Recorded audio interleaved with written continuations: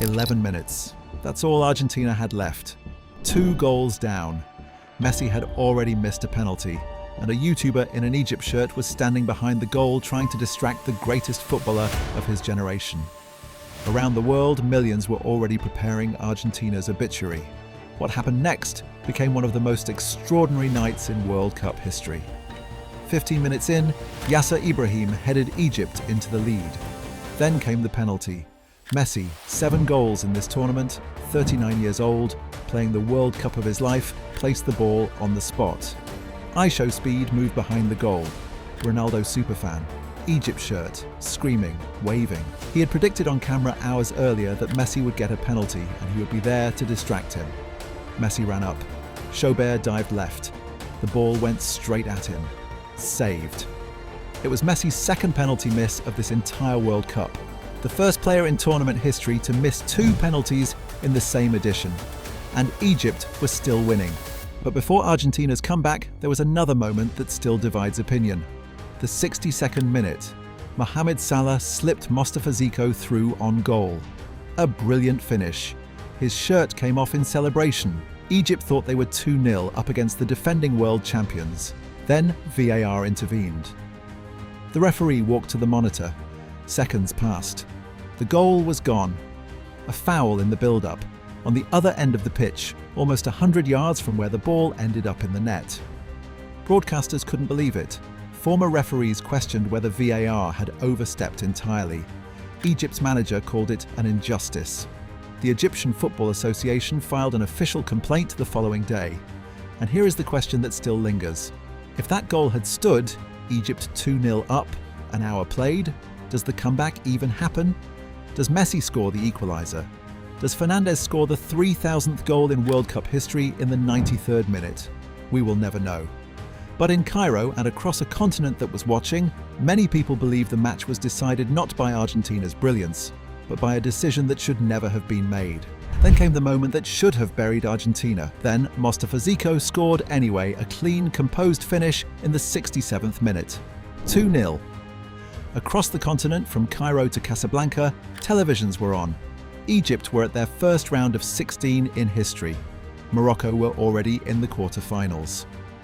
For 11 minutes, Africa was 11 minutes from having 2 teams in the last 8 of a World Cup for the first time ever. Argentina was still down, and the clock was running out.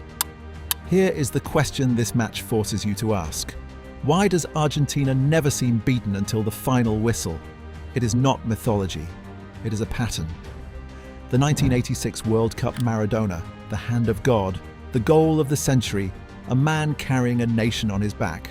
The 2022 final 3-2 down against France after 90 minutes, chaos, penalties, the trophy. Argentina in crisis has always found a way. Messi inherited that. He did not choose it. It came with the shirt, and in Atlanta with 11 minutes left, that inheritance was about to matter. 79th minute. Messi swung in a cross. Christian Romero bundled it home, 2-1. The noise in the stadium changed. Not just the volume, the feeling. Egypt knew it. You could see it. 4 minutes later, Messi answered the biggest question of his night. Montiel played it into his feet. 1 touch. First-time strike into the corner. 2-2. The man who missed from 12 yards in the first half. The man IShowSpeed had tried to unsettle. Scored. No hesitation. No second thought. That is not the absence of doubt. That is the ability to act despite it. But there is one detail almost nobody has mentioned. Enzo Fernandez scored the winner in the 93rd minute. Argentina 3, Egypt 2.